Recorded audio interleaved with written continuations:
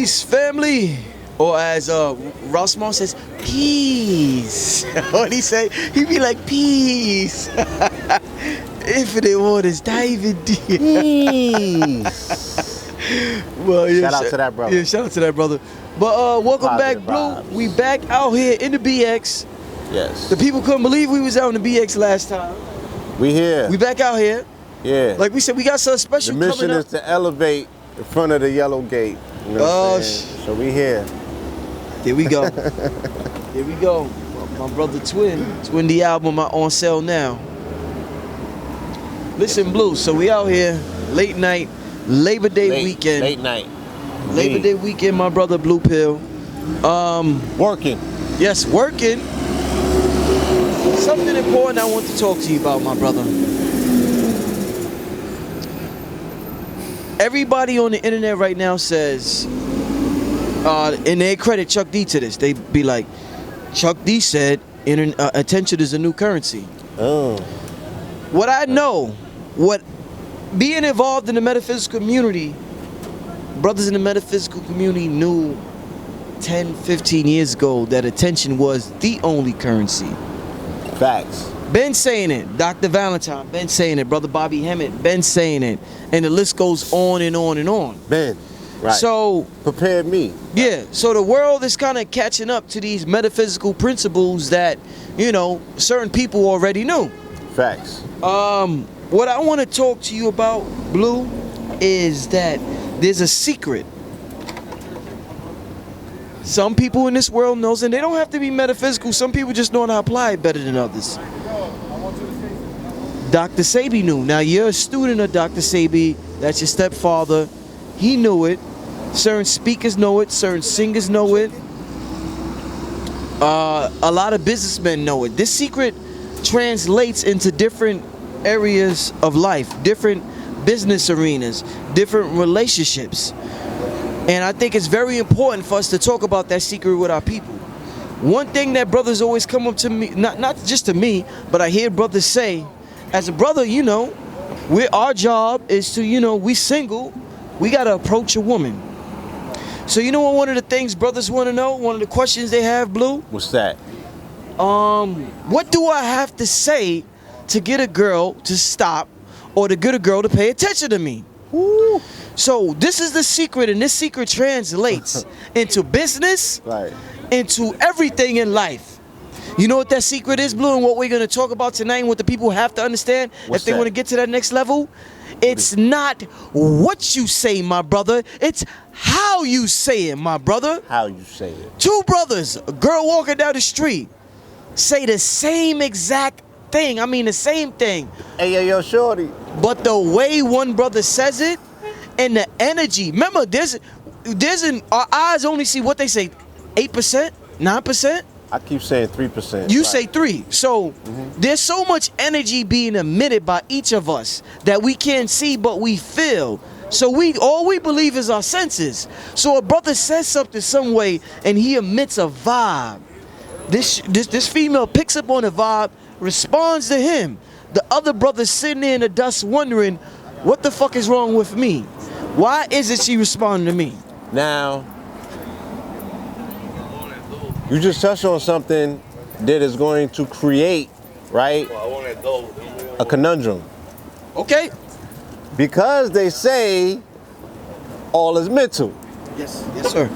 But if somebody steps to that sister and they have a deliberate line that they have either heard or they have been waiting to use, right? And they use that line, okay?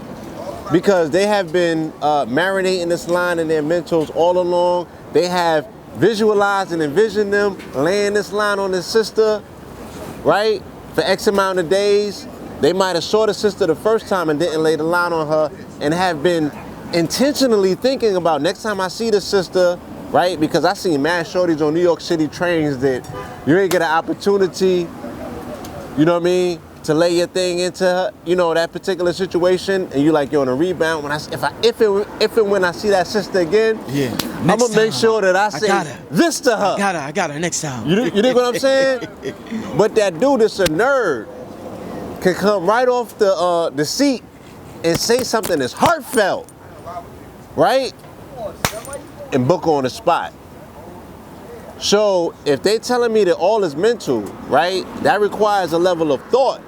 But this brother is responding instantaneously with heartfelt emotion. And there's something about what he said in that moment that made her smile. He got her. What's that about? You dig what I'm saying? So where does that come from? Because it's not premeditated, it's in the moment. You dig what I'm saying? But it's heartfelt. So we have to analyze this whole aspect of what is heart energy versus mental or mind energy, or as they say, brain. Because I'm the one that has said and posited on this program before, is the mind localized to brain activity? Okay, can we identify mind? Where does it exist? But they're saying that all is mental. So that alone, you know, this is part of this other conversation that we've been having.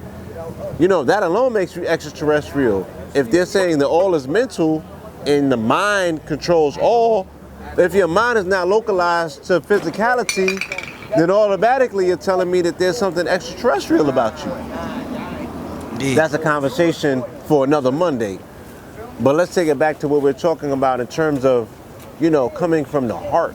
And the word I want to use before you go on with that, my brother, is emotional intention. Emotional intention. Yeah, emotional intention. Right? Go ahead. Why does that supersede somebody who's so calculated with their game? You dig what I'm saying? 'Cause that's more like a pimp. A pimp is intentional, right? They already got the line set up. He has the strategy put in place. You feel me? And they're using particular triggers to get women into this particular mindset of where they're opening up, and then they're gonna start programming her from there, right? So that's all mental. But what about the dude that comes along and his shit is completely heartfelt? You know? And more than likely, that relationship has the potentiality to last longer than something that's intentional, because that, you know, it has a duration on it. It can run out because it's calculated, it's game.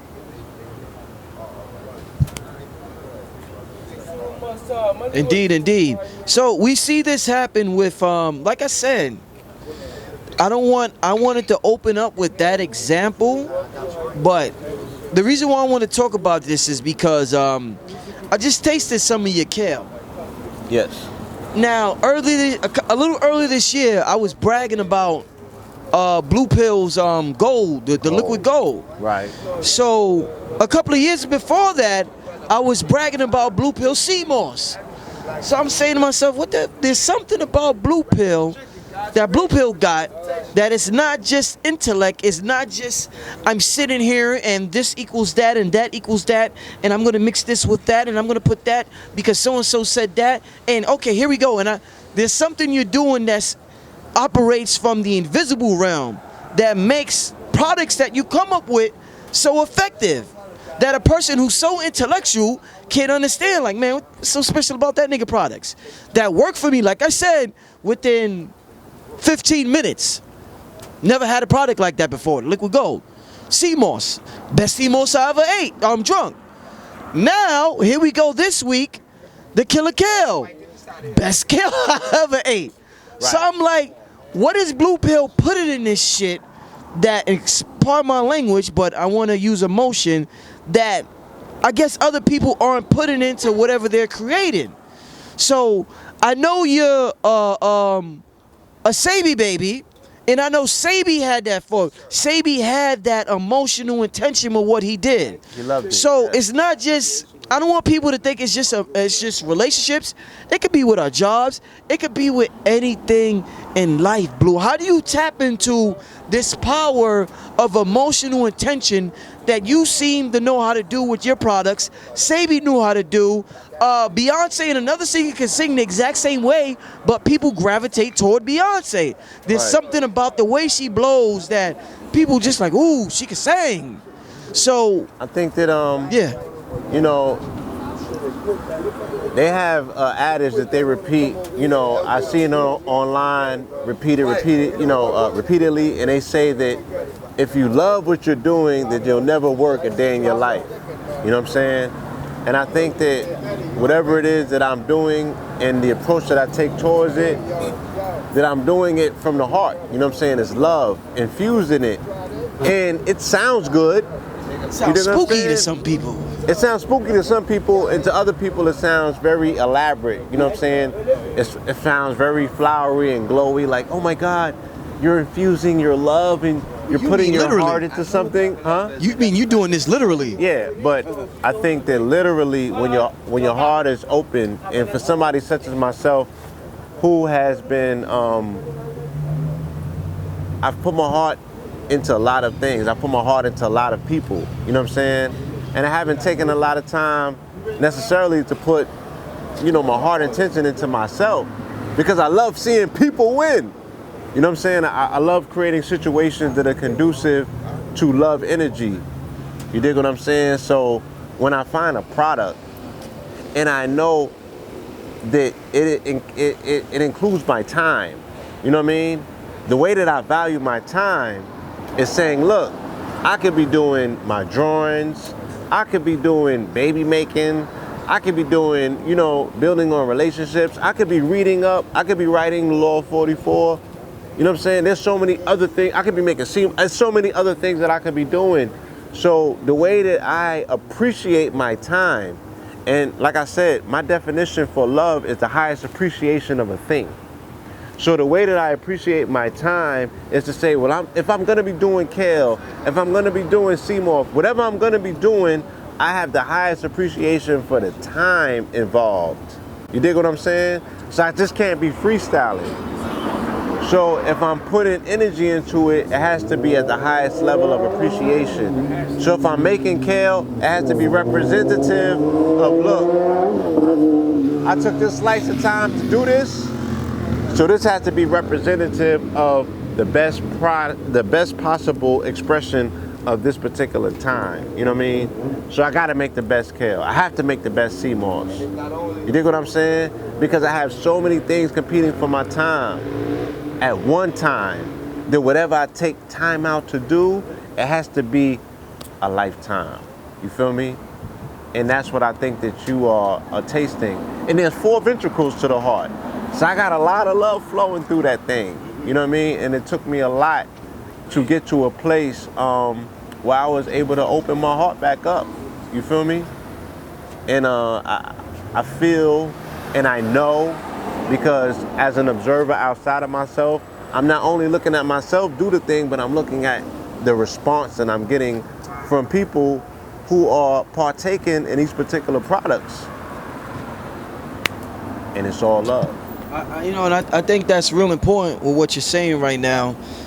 We're going from, I guess, brain consciousness to heart consciousness, and that's the next level, not only for this community, but for this world.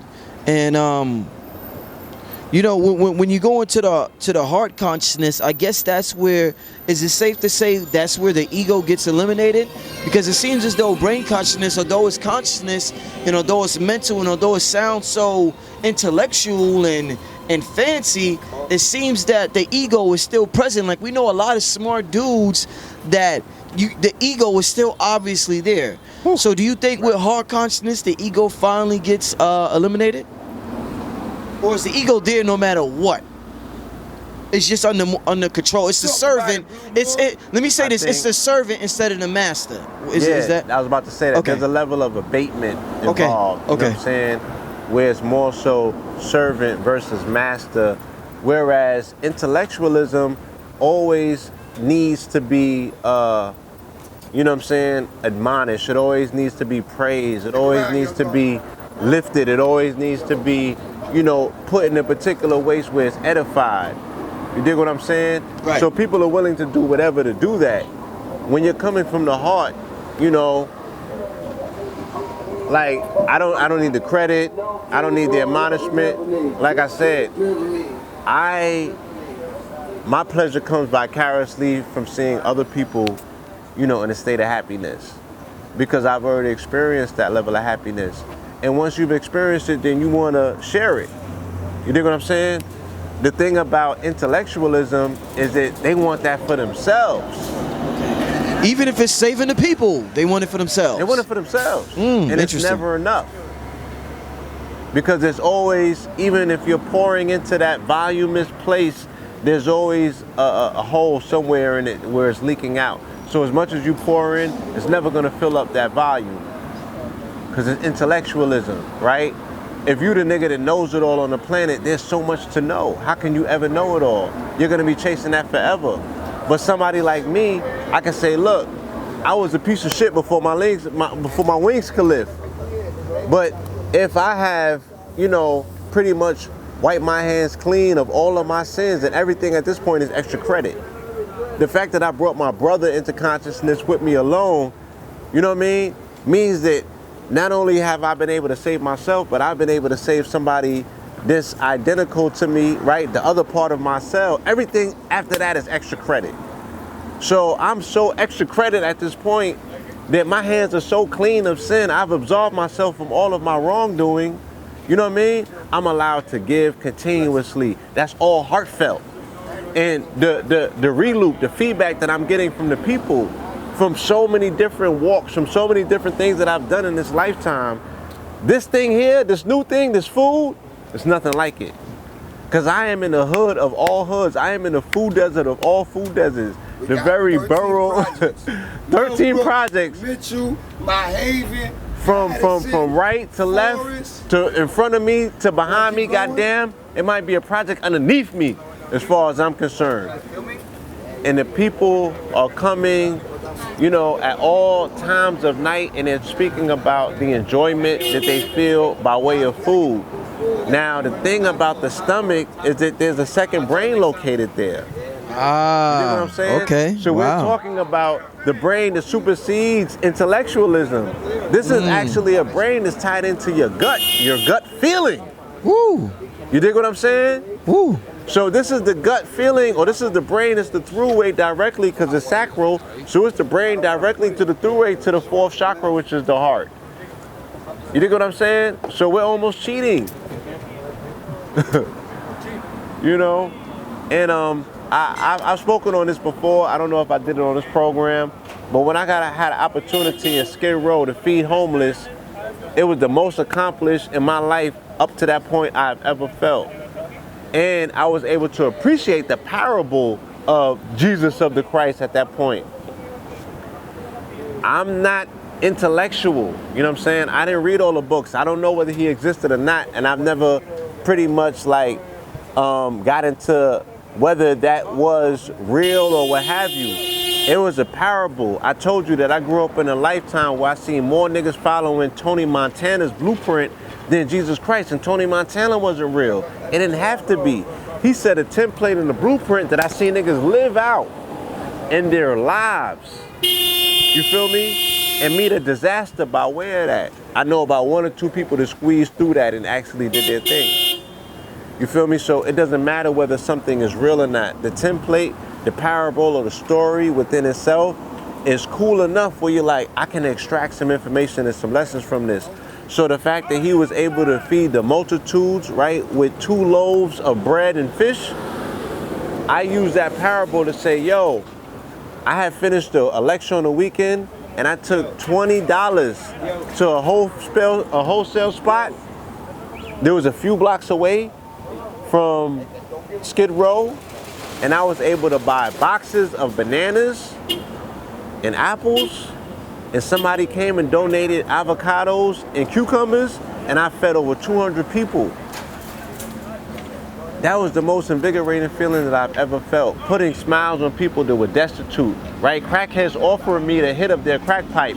I knew in that moment that was their highest level of appreciation. It was all love because they were willing to share something with me that they added value to, right?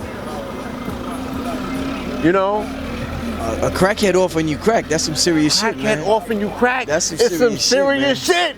It don't get okay, no, goddamn. You done broke That's the love. motherfucking mold with that That's one. love, dude. That's love. I was like, thanks but no thanks. You know what I'm saying? I'm gonna just take the smile and the hug. They told me the police ran down on me and they said, you wanna keep your distance from these people because they got TB. It made me get closer to those people. You dig what I'm saying? Not on some strength of saying, if you got TB, I'm willing to get it too. But there's a whole nother energy that comes over you when you're dealing with heartfelt love emotion. That shit does not do the same thing dealing with intellectualism and brain energy and ego. You know what I mean? You want your wood, baptized. Like, that's where the abuse comes from. That's where the abuse comes from. You feel me? Right. Because that ego is forever gonna need to be admonished and feed and just, like you gotta balance it out. And everything in our culture, right, in antiquity, talked about the balance of heart and brain energy. They said that when we made our transition in Kemet, they pulled all of that out. They pulled the brain out and they threw that out. They threw all of the organs out. And the only thing they kept was the heart. And they weighed that. Right. So that, I mean, if they did that, that must be very important then. Yeah, that must be very important. Very important. You know what I mean? So I mean, like I said, the interesting thing is that you can see it in Sebi. You can see the heart energy. You can see it in a singer like Beyonce. You can see it in a rapper like X. Remember when DMX was rapping? Like, you seen it flowing through his veins. I went to the Hard Knock Life tour. I've never seen it perform. Occasions. Yeah, I've never seen it perform. Like X. Control the multitudes of a crowd singularly on the stage. He didn't have hype man. Just one person. One person. Busta Rhymes is good too. Busta Rhymes is good too. I'm getting goosebumps. You can feel the emotion, the energy that he was emitting, because it was all heartfelt. No intellectualism whatsoever. That's what best performer, best stage show I've seen to this day. I could relate to that. As a person who asks questions, I know I ask a good question when a person feels it instead of hearing it. See, we've been taught that we're supposed to hear with our words, but I like people to feel when I talk. So when I say something and they feel that's it, why they fuck with you, Rich. I'll be like, yeah, I know I hit home then. So we really just have to, the language, our language, the way we talk, the way we understand things is really throwing us off from our true being, our nature, our center of spirituality. So I'm so happy to talk to individuals like yourself to kind of help individuals understand this again. Fuck you intellectuals, you niggas is weirdos. Like, you need to open your heart. And for me, like, what did it for me, or that pushed me into that place where I was more heartfelt and my heart was more open, was sacred medicine, sacred plant medicine. You know what I'm saying? When I got into... That's room talk? That's room talk? Peyote was the first thing, that made me face. I was dealing with heart grievances, so my heart was shut down at the particular time because I was dealing with, the dissolving of a relationship, and the shit put a hole in my heart, And until I was pushed into that place where I had to deal with it and deal with myself, you feel me? Until I had to look in the mirror and be in relationship with myself, that I realized, all of the type of function that I was responsible for. And once I was willing to deal with it, because the grief and the pain had become too much, I was able to heal up my heart. I was able to heal up that hole. And, that energy was able to relay that much. And I'm a better person as a result of it. So I'm only sharing these experiences, not because I want to be admonished, not because I want to talk to you. I ain't trying to holler at y'all or no shorties. And, my DM is cool. I'm sharing these experiences because I want you to win. You feel me? And I want you to utilize the tools that will get you closer to that place where you can actually have a breakthrough. Because I can feel the pain. As an empath like yourself, just talking on these cameras, especially when we go live, I can feel the people and their level of grievance. You know what I mean? But my DMs reflect the fact that these conversations are helping people push through, because they like, yo, you said something, or the way that you said it, you know what I'm saying, help me out. And I don't utilize that positive feedback to abuse people. I push them further to be like, keep going. And these are the things that you can do. You know what I'm saying? And these are the practices that you can practice. And, you know, zone in on it. Don't allow this to be a fleeting moment. Seize the moment. You feel me? And hammer it. You know what I'm saying? But open your heart. Do random acts of kindness. You feel me? Like, niggas is fighting to be the bad guy in this community. Like, what happened to the positivity? You know what I'm saying? Like, that shit works. You feel me? That shit works. It works every time. You know, and the children are looking for it. And the children, you know, and the women are looking at you. And as much as they like the bad guys or what have you, like, every now and then it doesn't hurt to remind them that there's a level of good quality in this world, and you're willing to defend them if this is your blood sister or if it's not. You feel me? They're worthy of it, you know? And you gotta open your heart to really understand that. You know what I mean? And there's not enough open hearts in this community, or we would see a lot more being done where people didn't need the on-camera admonishment or acknowledgement. Just do random acts of kindness. Dig what I'm saying? And what I think, Blue, I'm not saying everybody who there's nice people, and I want you to elaborate on this. I feel as though, Blue, that there's nice, warm-hearted people in this world, but they don't know how to emote that emotion when it comes to their business or their craft or their relationship. So there's a guy that's good that's looking for a girl, or there's a girl that's good that's looking for a guy, but they don't, if the heart produces a much more powerful electromagnetic energy than the brain, and it does. They don't, yeah, and it does. They don't know how to emit that energy. So it's not just that they're bad people. They really just don't. There's people that's smart in the conscious community. They really don't know how to spread that heart energy, and they're not bad. They just don't know how to do it. Right. I mean, so it's kind of, you know, this is not a safe haven, you know, for good heartfelt energy or emoting of that particular frequency. Again, because, you know, the piece of shits went out, you feel me? Or the bad guys glorified, you know what I'm saying? Or, you know, we live in a jungle. We live in a terrain that is not kind to kind people. We live in New York City, of all places, where an old lady will push you aside you know, to get your spot. You know what I realized when I've seen them push pregnant ladies aside. Like, this is no joke, family. Yeah. Just to get on the train or get a seat on the train. You feel me? Like, this is not some place that is conducive to a level of positivity that might be comparable to what your tree huggers might be out there doing. You know what I realized, Blue, when I was young? And this could be, like I said, I know how to take one lesson and apply it to all areas of life. So a person will be like, why are they talking about something as mundane as hollering at a girl? But that lesson that you get from hollering at the girl applies to business, applies to marriage, applies to so many different areas of your life. So I want the people to understand that when I use these examples. Going to my example. Right. When I was young, all right, so me and my crew, right, we plan to go out. So, you know, I'm like, yeah, I'm a bag some shorties tonight. So I'm drinking, you know, we chilling, we drinking. I go out, and it's lit. I'm unsuccessful. I don't really perform how I want to perform, and if I did, you ain't book 'em? It don't, yeah, I didn't book them.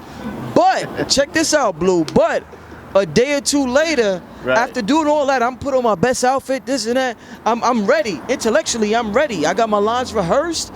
How you say that? Okay, I'm all of that. Right, but 2 days later, I'm by myself. A shorty just walked by, and I say the simplest thing, and she stops, gets her attention. But I tried so hard. So hard. I put on my dress, my best dress. I did everything. Tried to be an intellectual. I tried to be intellectual. Weirdo, but when I was by myself and I didn't really try, it just worked. It worked. It was the most amazing shit to me in my life. It was primal. When it happened 1, 2, by the 5th time it happened, I said, wait a minute, there's a pattern here. When I don't try, why does shit happen? So I just How about applied that. Like I said, I learned to apply that to the rest of my life. When you don't try, explain that concept, Blue. When you don't try hard, shit happens. It sounds like an oxymoron or whatever. You know, being conscious can make you so literal. True power is real shit. Oh, no, Huh? it's not pause. Not? No. True power is effortless.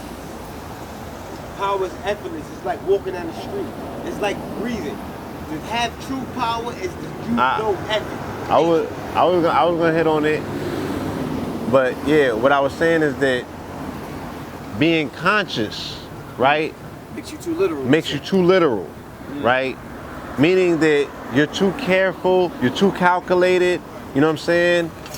And you're Almost too human. yeah, you're almost not almost too human, but you're almost machine-like with your game. Being unconscious. Like, what of did the horoscope something- say? Should I go out? Because the heart, like, okay, like yeah, that. you're reading your horoscope. Today's the day. You know what I'm saying? Between Everything this is time and that time, everything is calculated. So you're almost machine-like in your execution. Whereas when you're unconscious of a thing, right, you're primal in nature. And I think that the primal force is allowing you to tap into your true power.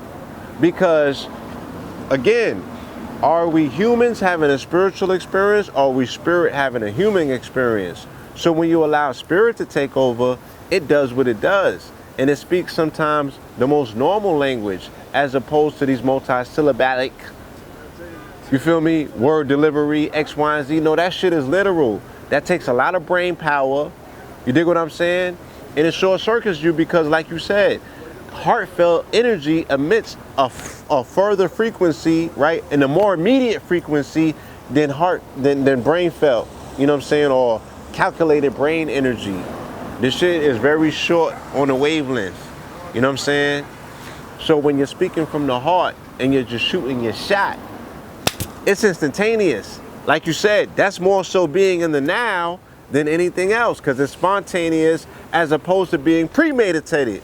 Premeditated, you're bringing something from your calculated past into the now, and then you're shooting your shot. You feel me?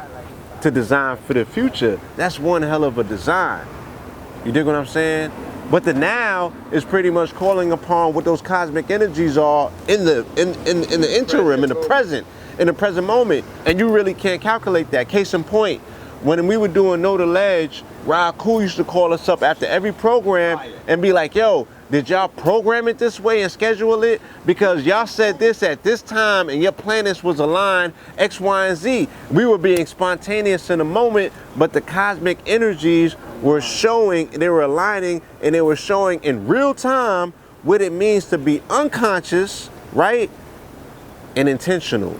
You dig what I'm saying? So not conscious, but what I've been speaking about. Unconscious and being intentional. in your subconscious to express a superconscious mind. You dig what I'm saying? So your primal force, you're here to procreate.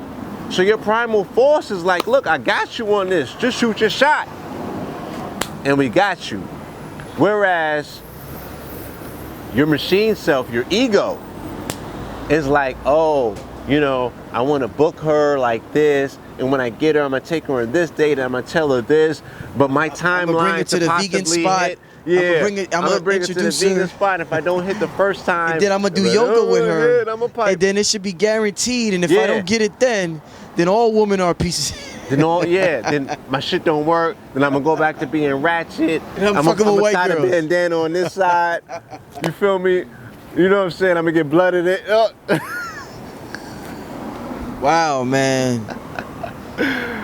So being conscious ain't all what it's cracked up to be. No. Is that the right thing to say, or is Absolutely. that? This is a struggle.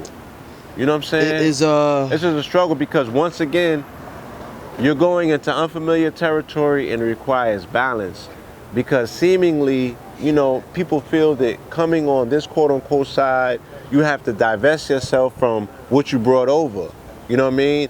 And they think that this whole new thing is gonna happen to you and give you these superpowers where, once again, because they're telling you all is mental, the only thing you gotta do is think about it and be so intentional that it's gonna happen for you. yo. And Ray booked her.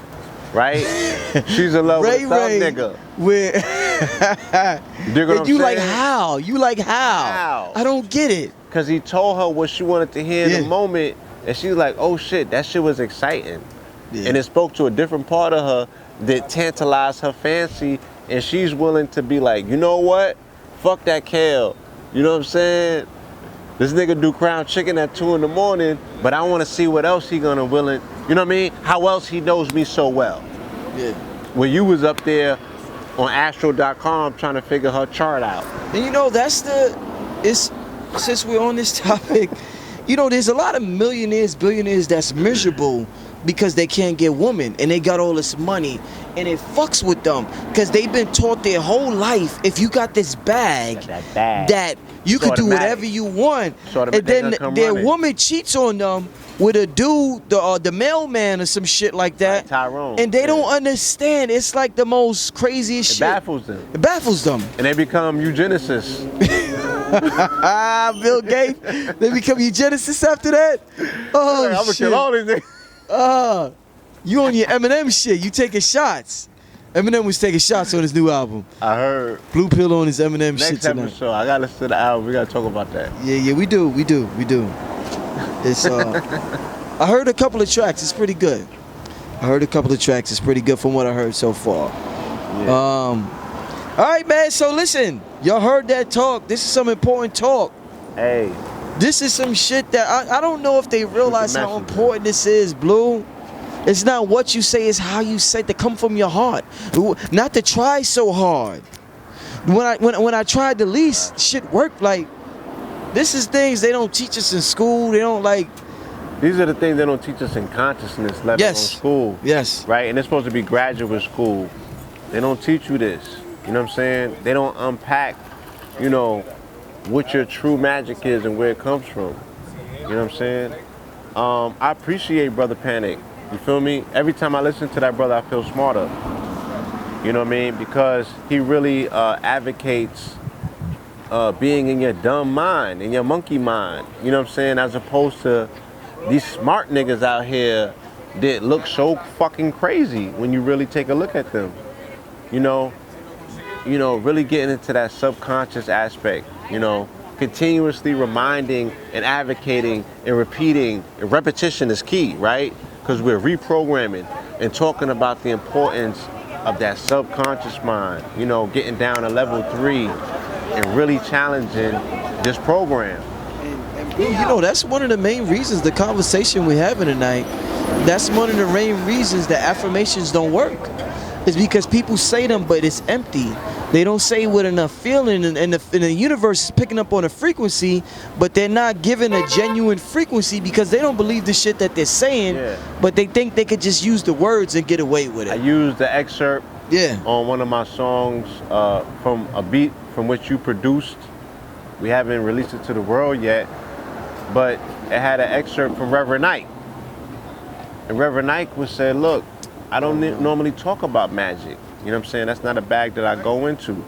But he identified that the magic was dealing with belief, and belief is rooted in feeling, right? And I wrote a post the other day on Instagram that said, because of the religious connotations, belief, especially, you know, the smart niggas came with the etymology. Knowing and belief to be lie is, be lie. Right? So automatically, it shut down that faculty, right? But how could you ever get to a place of knowing if you don't go through the predecessor, which is belief? I fell for that for a little while, but I broke through that spell. I broke through it. So belief is rooted somewhat more so in feeling. Faith is rooted in feeling, right? And we are trying to figure out why this spell is so thick. Supposedly, quote unquote, because the people feel the fucking, what you call the lie, more than the goddamn truth that you want them to intellectualize. How about that? Okay? So what you call their false reality is more real in this dimension and probably others than the shit that you swear is based in truth, the knowing, because you don't put no fucking feeling behind it. That shit sounds so dry. Okay? And it's so fucking intellect. I don't have time to read them 500 books you talking about, nigga. to get that motherfucking, you know, that knowing. You know what I'm saying? My feeling alone makes me do my magic. You know, and I've become the book. So we need to reevaluate this whole aspect of belief. We need to revisit faith. You feel me? And take it out of the context of Christianity for what you seem to be like, you know, you're so abused by, you know, whenever we bring these concepts up, people get into their feelings, you know, no pun intended. Well, you know, the etymology of feelings, my brother, is, you know what I'm saying? My brother, did you know yellow was originally...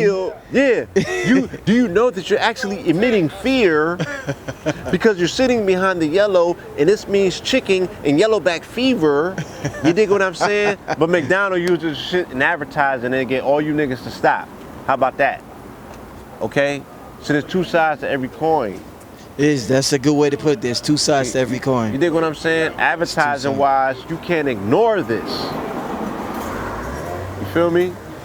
So yeah, D, man. with that being said, Blue, leave your contact info as always, my brother. At BluePillar44 on Instagram. This is one of my fits, you know. You see the Rari sweats with the Versace specs. But we ain't selling the Versaces, but you could get the Taboli Goals on apparelnormal.com. Alright. SoulGoldBiz, SoleGoldBiz.com. Alright, 138 East 138 between Willis and 371 East 138 between Alexander and Willis in the South Bronx is where you could come and get some of that. Hip-hop started. Yeah, well, where hip-hop started, you feel me? We here in the 45th year, my bad, turning it all the way up. Come and get you some of that sorrel, that cosmic killer kale, you know what I'm saying, that long grain black rice. We got the corn popping, and my peoples, yes, we do have that halal jerk chicken. For my meat eaters out there, thank you, peace, love, and light. See you on the other side of fear.